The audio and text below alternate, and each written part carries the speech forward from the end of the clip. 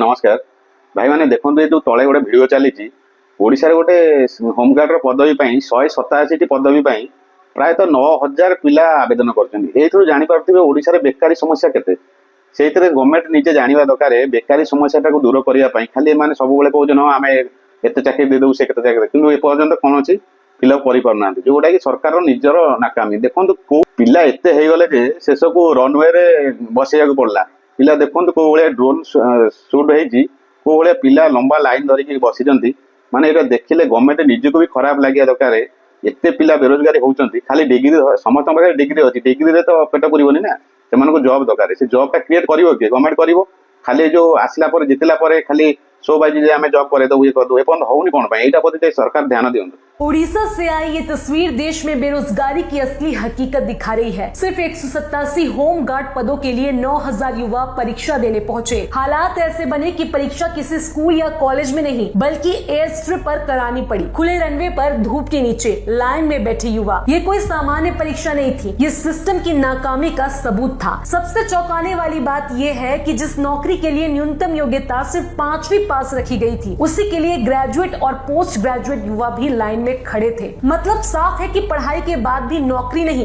सिर्फ डिग्रियां हाथ में हैं। सरकार रोजगार देने के दावे करती है, लेकिन जमीन पर युवा किसी भी नौकरी के लिए मजबूर है, चाहे वो स्थायी हो या बेहद कम वेतन।